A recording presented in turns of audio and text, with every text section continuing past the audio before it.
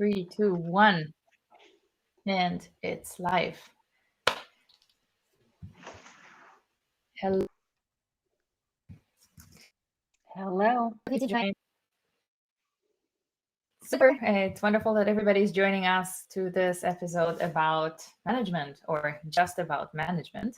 And I am joined by two wonderful speakers today.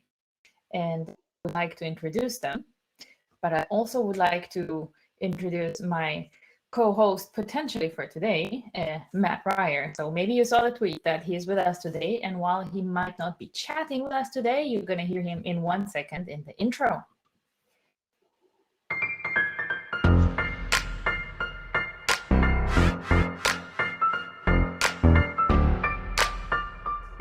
Let's do it. It's go time.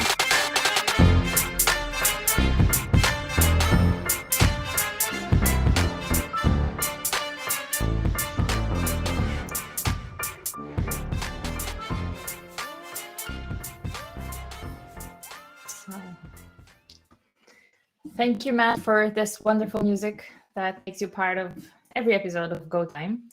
And huge thanks to the panelists and the guests today, Ashley Willis and Ella Krief.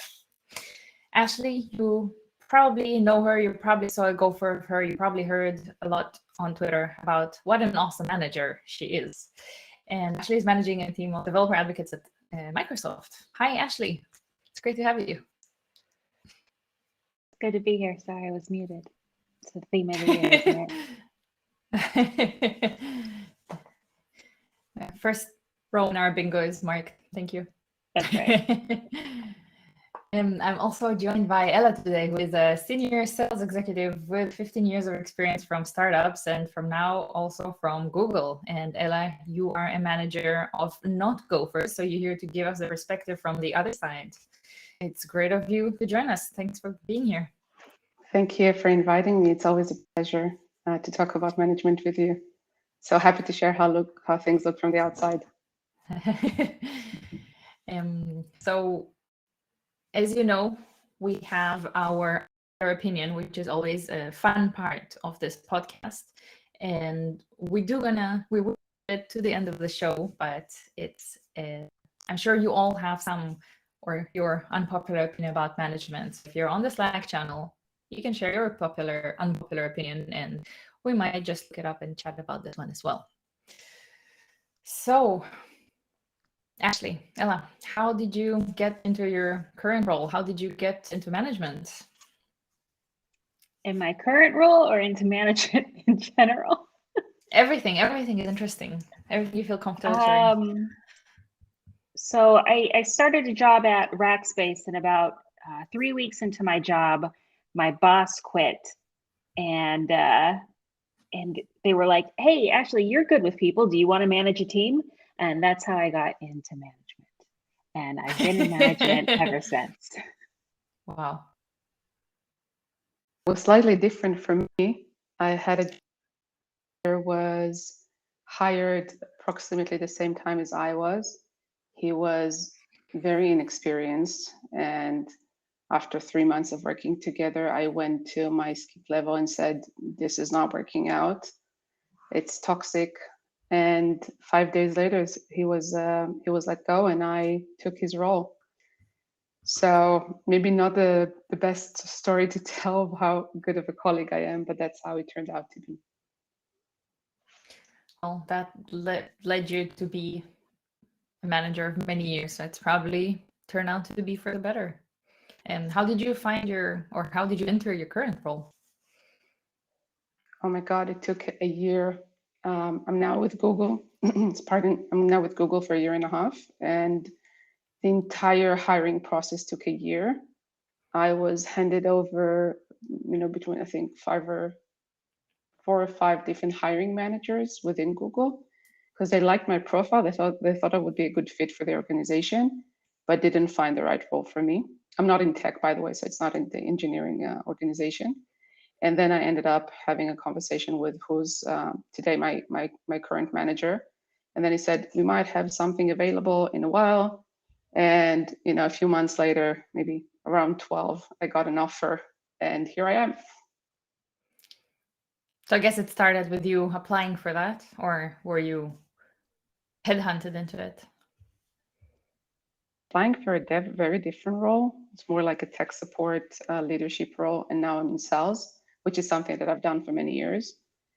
I think there were a lot of positive and maybe less desirable things in this role specifically, but I really wanted to work in a large corporation after working in startups for many years.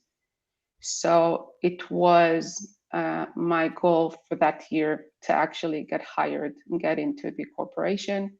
And I was interviewing for Google, for Amazon, for Apple, and for Facebook. And Google was the one who won me. Ella, why not Microsoft?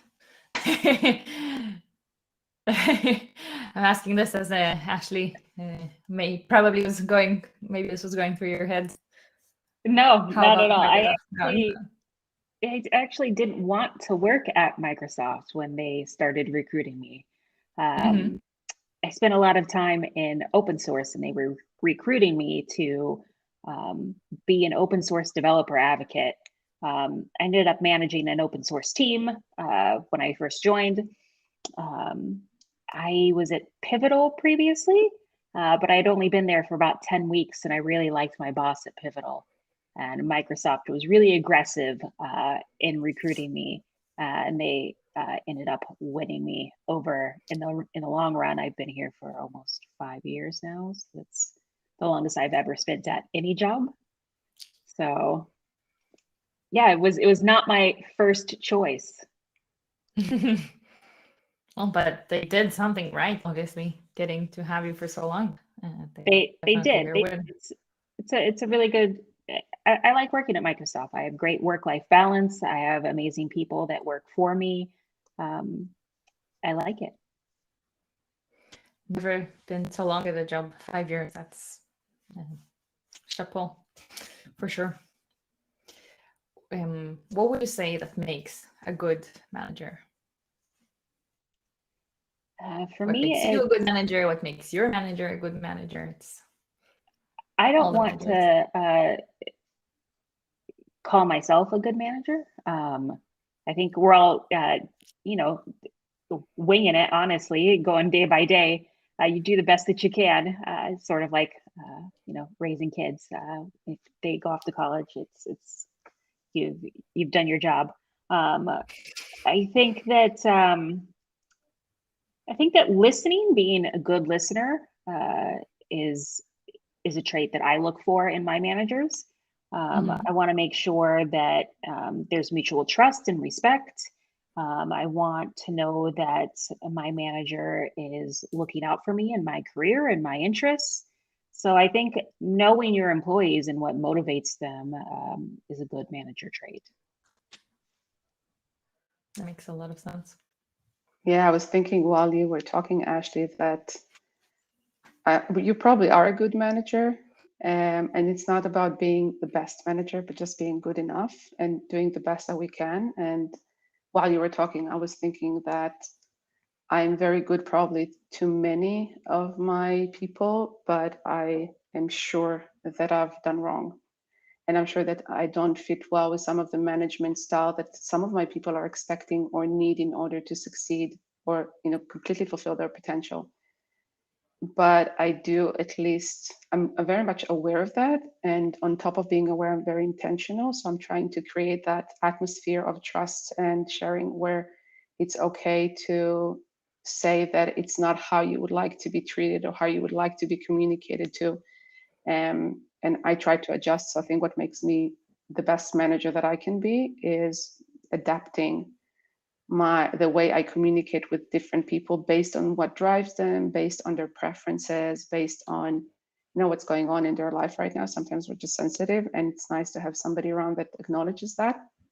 And also being just female in the room right now, I think it's maybe a plus that we have this emotional intelligence, but we're also not in a position that we need to be scared of using it because it's kind of expected of us, or it's more acceptable that we would use it. So I use that a lot. I use a lot of empathy.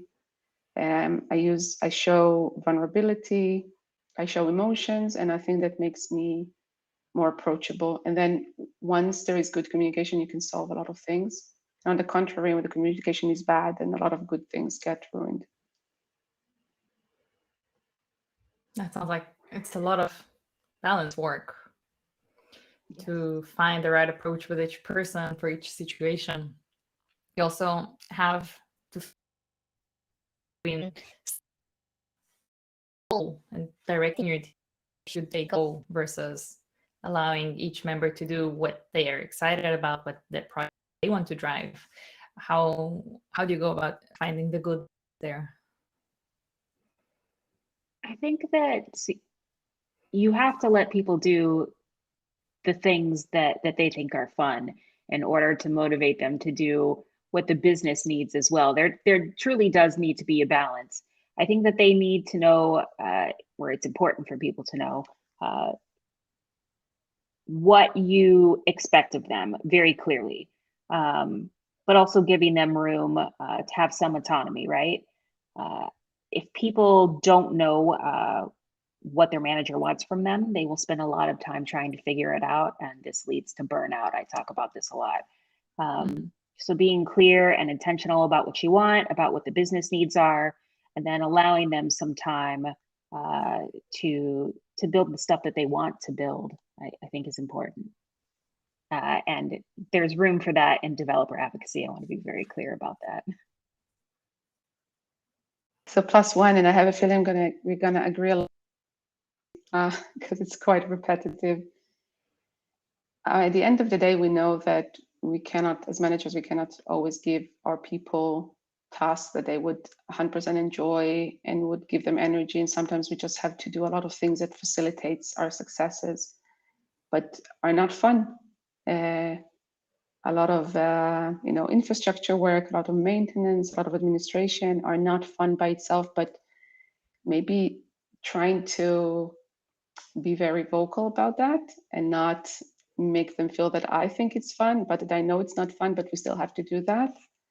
And think about what is going to be the impact of us doing that good preparation with all the things that are kind of boring, that we can get to do the interesting tasks, and they have a higher chance of coming out. The deliverables could be so much better and of a higher quality because we put a lot of effort into the mundane tasks as much as we do in the fun, interesting, intriguing tasks. And balancing the priorities of the organization, I think, it's a lot of work, but that's the manager's work. That is exactly, it's not about being the best, SME in the room. It's about being the manager of the SMEs. They need to know they're the experts of something, and it's my role as a manager to be a buffer, in front of the organization, but also to communicate the messages and set up expectations and be clear so they don't operate in too much ambiguity.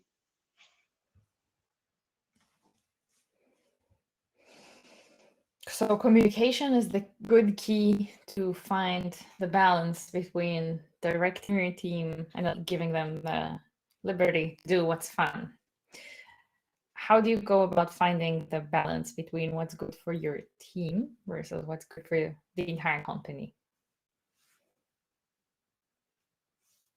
Rephrase that question again. Rephrase it in a different way.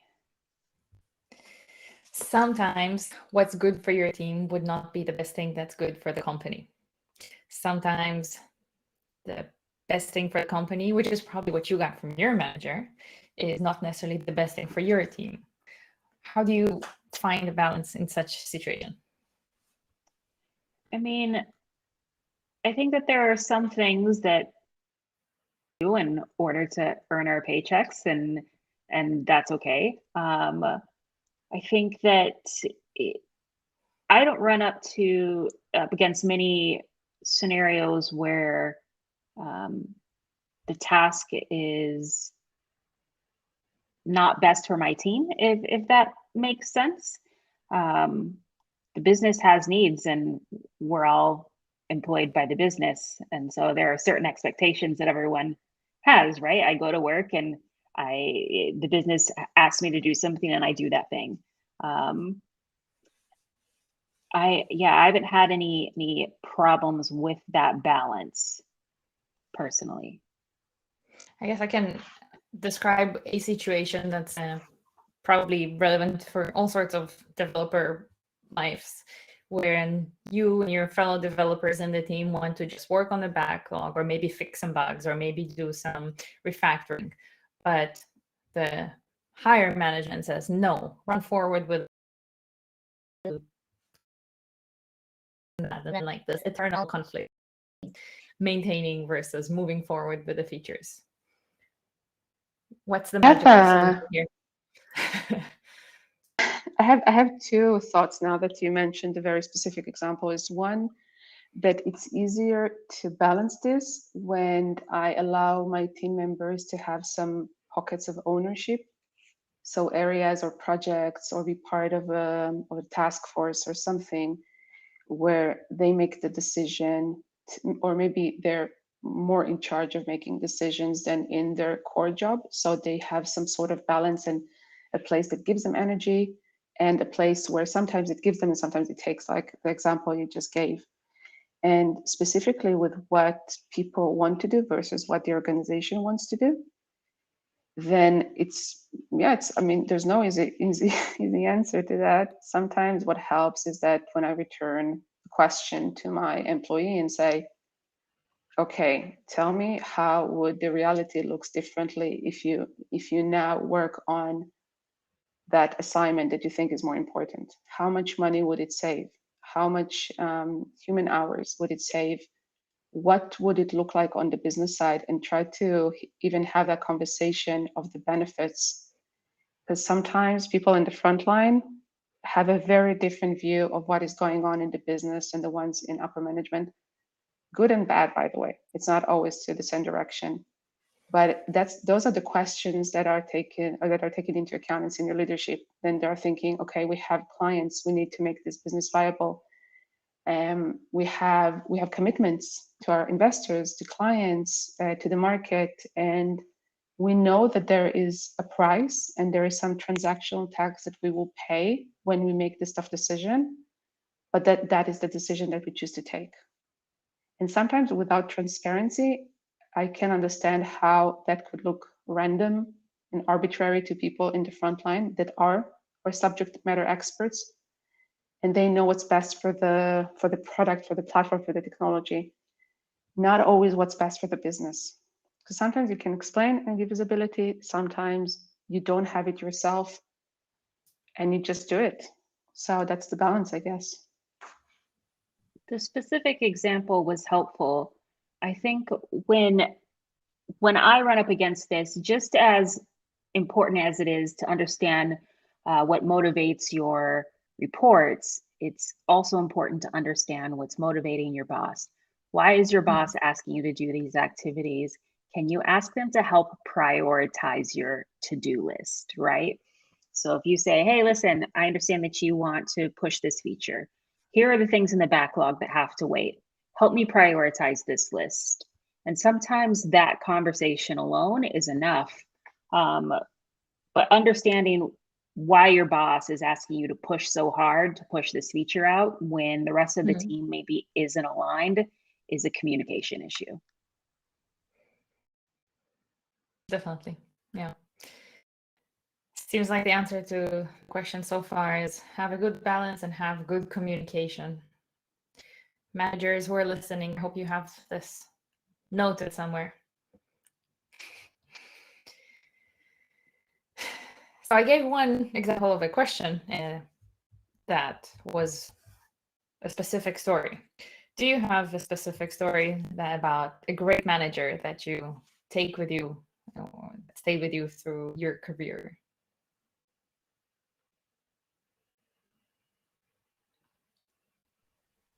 I'm sure that some of my past managers are listening, and I'm not going to pick a favorite. I might work for one of them again someday. That's a great point to make. I'm going exactly the same and not pick a favorite. But so, I'm happy to talk about maybe managers that were giving advice that were pivotal to my career. Not naming any names, of course. That sounds great. Please I share. will say somebody that's been influential for me in my career, but has never managed me, is Kelsey Hightower. I get a lot of awesome mentorship from him. And I remember being really, really, really loyal to my employers. I'm not saying I'm not loyal now, but he gave me some advice was, hey, Ashley, your company is never going to be as loyal to you as you are to them. You have to do what's best for you and your family. And I was like, what? That's such simple advice. And it changed the way I think about work. And I have better boundaries with work. Work-life balance is better. I'm kind of in a burnout cycle right now. But for the most part, it's better. So I think that somebody like Kelsey sort of gave me the permission, I guess, to put myself first, changed the way that I work. That's a great reminder to have. Absolutely. I who probably for the first time in my career said something like, no, I don't need to ask anyone else. I trust you. And that was, I mean, I like getting advice. I'm in sales, so often I like to have other people on the call with me as observers because it's always good to have another set of ears. So I don't think that another opinion would change my mind necessarily, but sometimes I know that I'm not, I cannot know 100% of the things. And he was so trusting in my abilities that he said, yeah, I know you, like I've seen you act, I've seen you make decisions, and I trusted what you say is true. And I also trusted if it's not, then you will fix it after. And then I said, oh my God, like stuff like that actually happens. There are good managers. That is motivating. To turn this to the other side of the feelings, what are some mistakes that your managers have made, or you as manager observed that you're making and maybe you stopped making? A huge question. So many things I can say right now. This entire topic is so huge. It's trainer management is probably like there's a reason people go to do MBAs. I'll start with the mistakes of others, just because I have a lot that I can be judgmental on myself about. But I had a manager who felt that in order to motivate me, they needed to be super rough. And that's not the style that I like to be communicated feedback to. So that was not instrumental in getting me motivated, but also really not instrumental for me to understand what else do I need to do, or how can I fix things, which is just about a feedback of how I'm not doing things right. And how, not as good as he expected me. And it was super discouraging. And that was an example for me of a manager who's really not attentive to how I like to be communicated and what I need in order to succeed. And because I was at a point, I was already quite very independent, I would say. And we didn't have a lot of interactions where I needed his feedback or encouragement. And that I really just did not understand that approach. And then when I realized this is the only management style he knows, then I filtered it out. So, and then I could also be a lot more aware when he's doing that to other people as a means to elevate them, maybe show how bad things were before and how good they are now. I like to talk on just how good things are now, because if they were bad, why even stall there? Like it's already not our reality. And for my mistakes, I think that sometimes I forget that other people are not like me and they operate differently. And what really helps me is when I cut meetings short. So I have shorter meetings than what I used to have before. maybe 20 minutes, 30 minutes, but not an hour-long meetings, and try to leave some of the conversation to be asynchronous and come back to it later. So I would have time to reflect on what happened with that person and come back with some introspection on what I need to do in order to help that person rather than bring my agenda to the table. So I'm a lot better at that, but I did have a very brave employee maybe 6 or 7 years ago that just told me, you know what, like, I'm not like you need to listen, that I'm doing things different. It was like, oh my God, thank you for telling me. Like, I did not notice. So that was a very powerful feedback that I try to implement every day. So for me, I tend to project my motivations onto people. So say that somebody is not necessarily for rewards, they're not necessarily motivated by promotion or even more money. Maybe they're actually more motivated by public recognition. And I'm like, what do you mean you don't want more money? So I think sometimes I have a hard time understanding that we all have different motivations.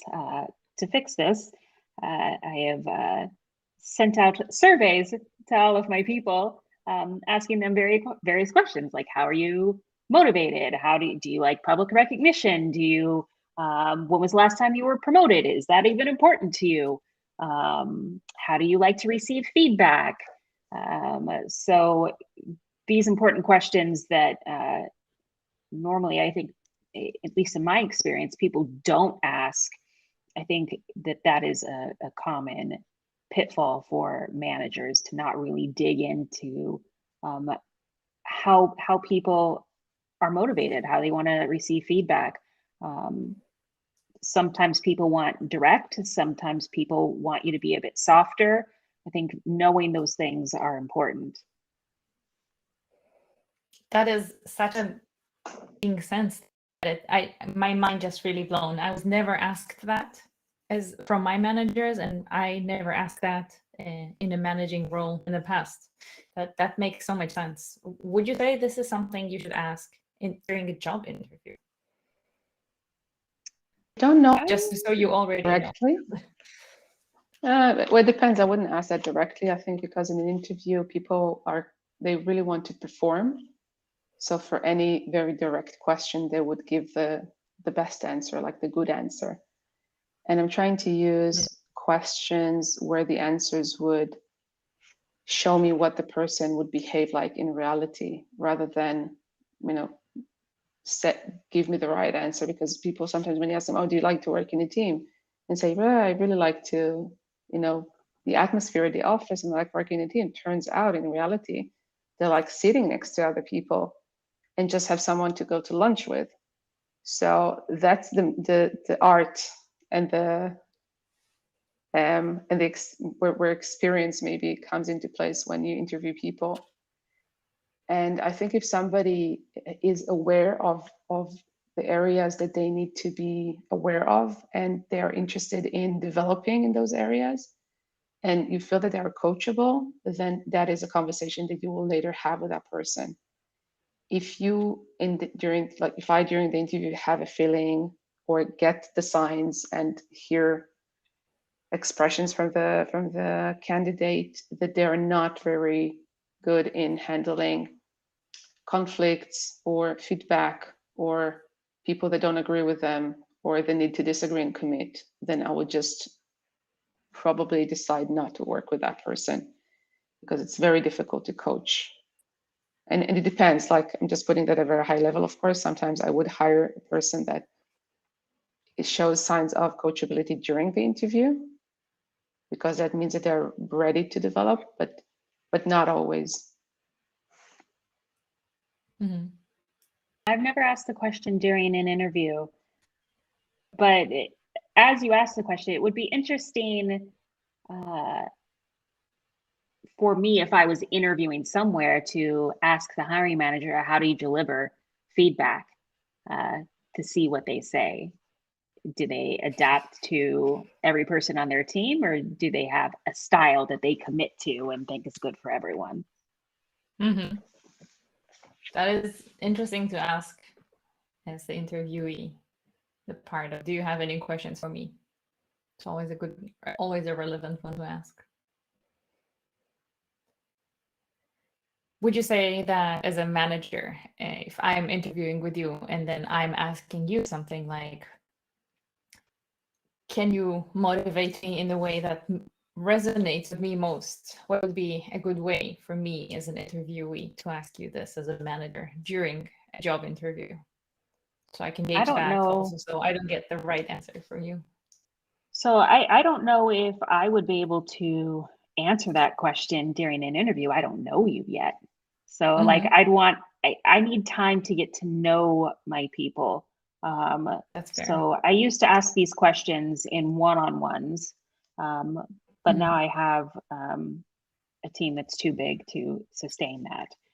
So I do the written surveys now, but I do go through those written surveys with all of those individuals to sort of drill into areas where I want more clarity, or sometimes people say, I want direct feedback, but then you find like conflicting answers in the survey. You're like, do you really want direct feedback, or do you think that that's what I want to hear?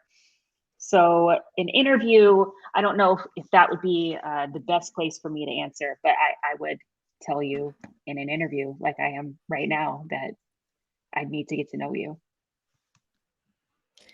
That's very fair.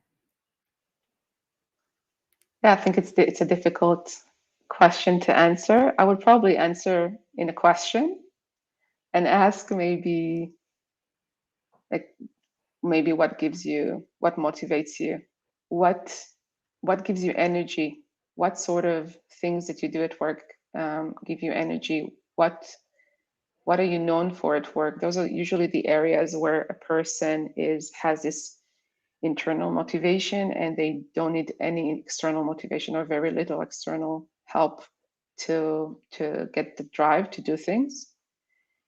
And once I have that nailed, then I would probably go and ask, okay, and then what are the things that you always try to avoid?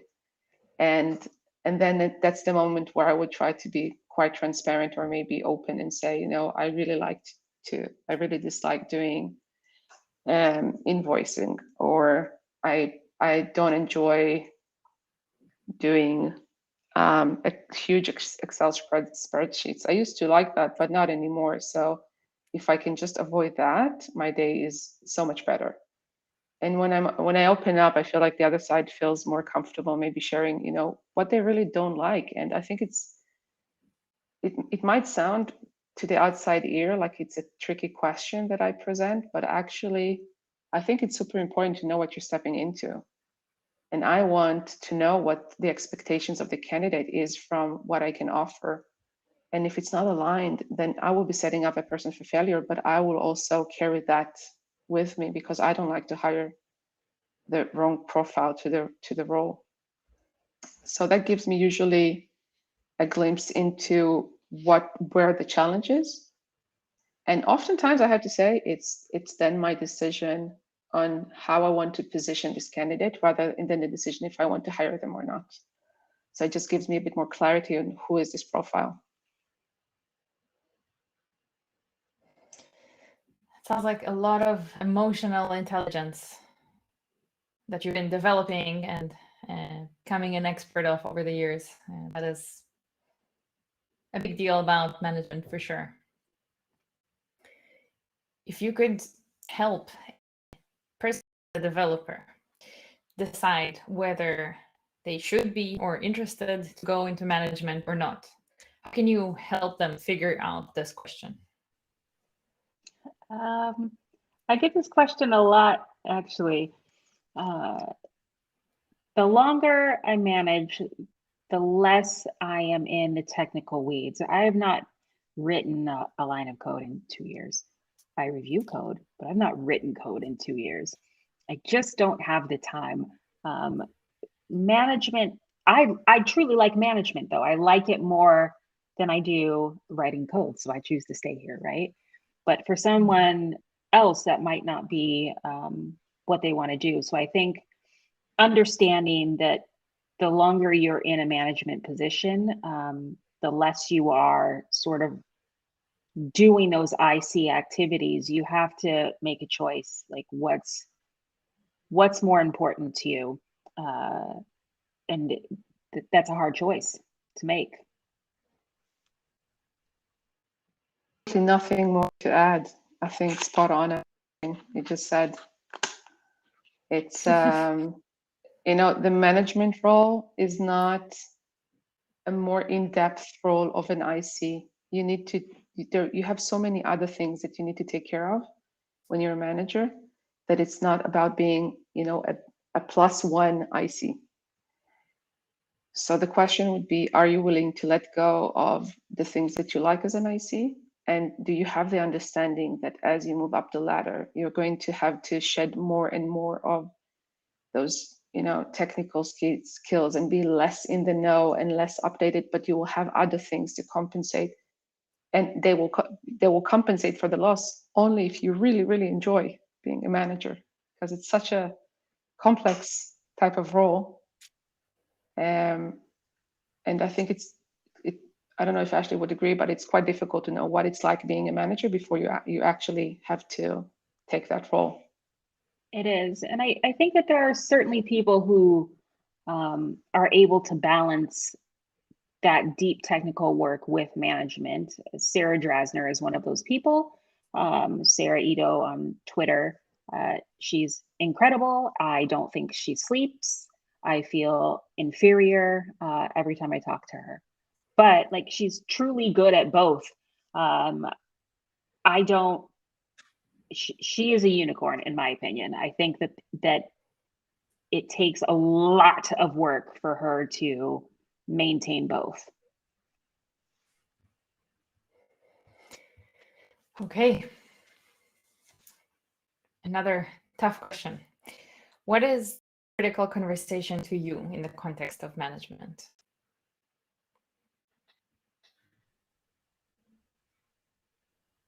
Does it mean having a conversation of firing somebody? Does it mean, like, when I think critical conversation in this context, what do you think about? I think it's that conversation where those conversations where I sit by myself and think about the messages that I want to communicate to a person. And I know that it's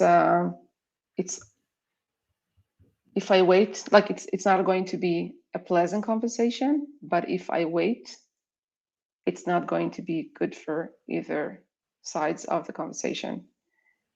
And sometimes it's so I mean, we all try to avoid confrontations. I don't think there's a person that says, oh, like, I'm a very confrontational because I like it. I mean, there's always like a lot of emotion that goes into that. And as a manager, even more so, because I want to protect people, I want to help them grow. And sometimes I do have to have more difficult conversations. And I call them critical, maybe that it's because it's critical that I would do them, because there's nobody else that would. I'm the closest one to that person. I'm the best person to give that feedback to. I'm the best person to set up clear boundaries and to set expectations. And I think that it's also, you know, aside of being like this difficult conversation and I have to take a deep breath before entering one, it's also could be a start of something very different and new in the relationship. And I'm saying that after, you know, even just like I have 2 or 3 examples where I had people on my team that were underperforming to a point that I had to have a conversation that this is not where we need to be. But then the conversation started with, this is not where we need to be, and then continued with, this is what we're going to do to get you there. And we're here like as a team, and we're going to do check-ins and put more energy into it to make sure that you're there. And I think when the check-ins and the goals are the right ones, then the person really feels that that sort of conversation is a good conversation. And then the next time you have to do that conversation with a person, they know that you're there for them, and the outcome can be very, very positive. So I've seen people really turn things around from themselves. And in fact, looking back, I think there was not a single person where I had that kind of difficult conversation with on performance that actually didn't deliver at the end. So, and I think that if I would just, tell them, okay, like this is not the right place to be, and just leave it at that, then they would just fail. Because I just tell them what's not good, but not tell them how to fix it or how to behave differently. Also, not give them tools to become more independent when I let them go, from that phase. So I don't know if that was like such a clear example, but yeah, anytime that, like, maybe the best allegory is just when I feel it's like a parenting conversation, not in the sense that I'm telling a person off, but that I'm the only person that can have that conversation with the person, then it's a critical one. And it's really my obligation, my duty, my whatever you want to call it, to make sure that I'm 100% on it. Mm-hmm. I don't have much to add to that either. Hard conversations are hard. I think that if the person you're having a conversation with is surprised that you're not having a conversation about performance issues, you're not doing your job as a manager. They should never be surprised. I think that it's very critical to have the path forward. So knowing that there's a way to fix it is critical. Without that, it's real easy to find another job. Nobody's going to put up with poor management these days. Yeah. Yeah, for sure. And from the perspective of an employee, add an interesting point to people maybe from outside of Germany, that in Germany, probably some other European countries, once you are past the probation period, which is on average 6 months, it's hard to fire you. And there's a lot of jokes about that go through those 6 months and you're there for good. But actually there is a situation where you can tell your employee that they underperform, and then you have to provide checklists and for improvement with a resource that. But there are also, these can also come to an end. So this is kind of the part of the story that people don't tell when this conversation about you cannot fire people in Germany comes up, that eventually after trying, it does, and that can happen. But like you say, Ash, these days you probably change the other way around because your manager is not good, not because you're not good as a employee. So it's an important point to keep in mind.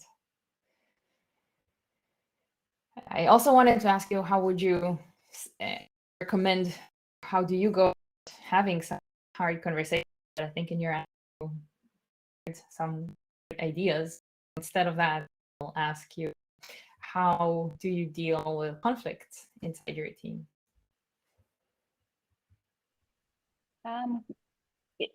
Conflict is impossible to avoid in this position. You have conflict between your reports. Sometimes there's conflict with management. It's impossible to avoid. I think leading with empathy is key. There's conflict in having difficult conversations, but if people understand that you can have, I don't even know a better word, but like loving conflict, again, there's a path forward, right? So like, hey, I'm about to have a really hard conversation with you, but I still have your back. I'm here for you. Let's like find a way to get through it.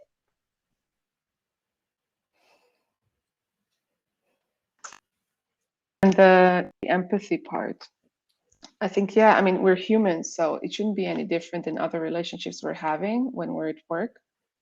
We will have any type of human behavior with our colleagues as well. So just be aware of that. I like to put Post-its sometimes on my desk just to remind me of what people are like in general, and then be humble about it, because that's how I am also. So conflict is expected, and conflict is also a way to get to resolutions.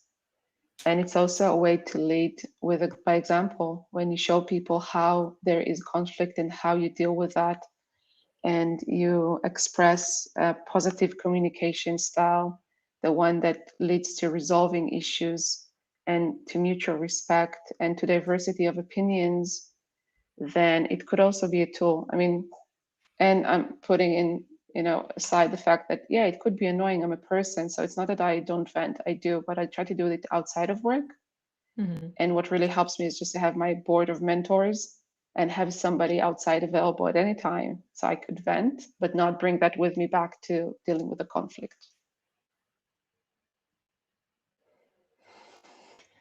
Yeah, conflict is something that would be, of course, wonderful if there would be less of it everywhere, at work, not at work, outside. What else would you wish that there would be less of in teams in general, not just your team? I think I would like to see less, let me rephrase it. I would like to see more recognition of sort of the everyday mundane tasks that need to be done, like making that spreadsheet, for example. I think that we spend a lot of time celebrating really big wins, and there's a lot of small things that have to come together before you get to that big win. So I think putting more effort into recognizing those smaller things will lead to less burnout, but also like less hero syndrome, where people feel like that the only way to get recognition is to go off and do very large projects by themselves, and they're not including their coworkers, and it's sort of hogging the recognition, I guess. It's a super interesting point. I didn't really think about that. And you're absolutely right, how the day-to-day mundane tasks facilitate our success. So it's so important to highlight the people who do a good work. And I think it's more so true for functions that are not in the spotlight, that are creating the infrastructure, and they're not a salesperson where their work is not measurable and they're not a clear metric that you can track every day, but it creates, the base for everything. And I was thinking while you were talking on how a team is actually an entity that does not exist if you do not address it as a team. So you need to have rituals and you need to have culture. And I think once you have that, then it's a lot harder for to see behaviors that are offensive or that are more self-centered, that are like projects. And it's fine. I mean, I also do things that are just for me, but they're not taking anything away from other people. And I think the more you invest in the team and the more the team recognizes this is important, they also invest more in the team themselves. And that's what I always like to see more of. And it's actually really humbling and sorry to say that, but super moving for me when I see a team forming and they start to be just one organ, even though they're individuals, but they really work together. They have this culture and something that is unique to them.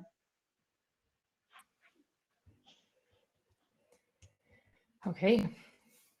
What is one piece of advice that you would give to new or existing managers to achieve all those behaviors that we want them to have?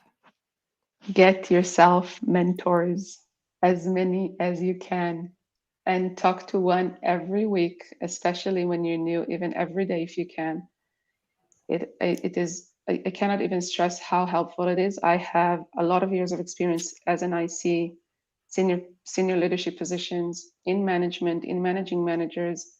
I have, at any given time, I have at least 4 mentors that are on duty to get my calls for me to consult with them, because it's such a lonely place to be a leader. And you don't realize it until you're, plucked away from the team, and then you're this outside function and you cannot be part of that team as you were before. It's very lonely. You need a lot of support. You need a lot of advice. You can get burned out very quickly. Get your board of mentors ready for that day that you step into that role, and keep them throughout your career as a manager. Mentorship, I think, is very, very important. I would agree with that. I think another thing I would say to somebody new is spend more time listening than you do talking. Make sure that you keep your regular one-on-ones. make sure that you're actively listening to your people.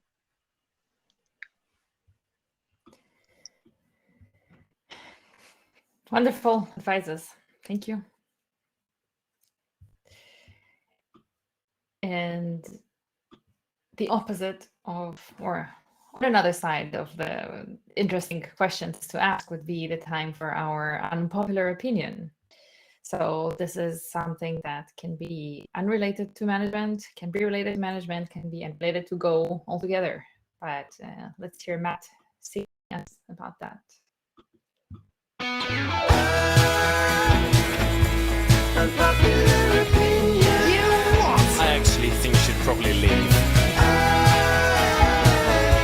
Unpopular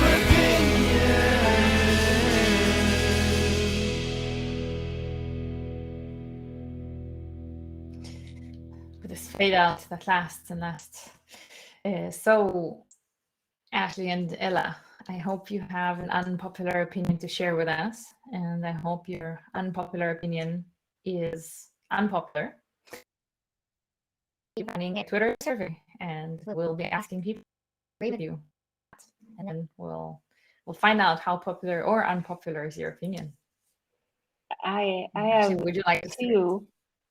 Yeah, I have Cool. two. The first is that empathy is required for management. And the second is avocado is disgusting.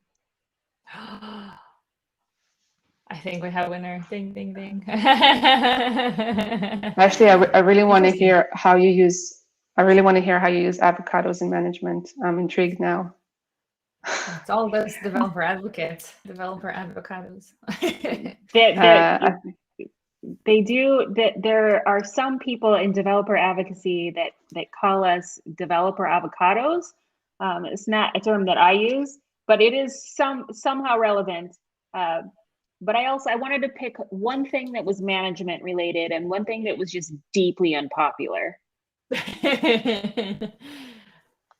Well, that definitely resonates with me personally. I love avocados, although it's completely not native to anywhere near Germany. And it's probably not great for the environment to eat all those because they come from far away. Ella, how about you? Unpopular opinion. You don't have to be friends with your team. I'm very friendly with people, very empathic, very accessible, very open, and very transparent. I'm all of those things you want to have in a person you trust. But it's impossible to be a good manager and to really take care of things and your people when you're friends with them, because then you have a lot of things that interfere with your judgment. So it's always hard for me. It's still hard for me when I see my team, hanging out together, and I'm not part of that crowd. I'm not allowed to have fun with them, basically. But then I always remember why this is the way it is, so they can have fun without me, and maybe talk trash behind my back, completely fine. And I'm here to take care of their interests, my interests, the interests of the organization, and balance everything together. So we're not friends. I'm curious to see how that goes, because that makes sense, but that also, I can see how it gets unpopular. So definitely interesting. Great choice of an unpopular opinion, both of you. We are wrapping up episode number 2 or 3. And I want to share that the HTTP status of 2 or 3 is non-authoritative information, which means that the response was okay, but the payload went through transformation. So I hope that whatever information you got, our listeners, from this episode, you will transform it into things that make sense for you, whether you're a manager or being managed, or maybe both. Thanks again, everyone, for joining. And it's time for our outro song. Last time we hear Matt today.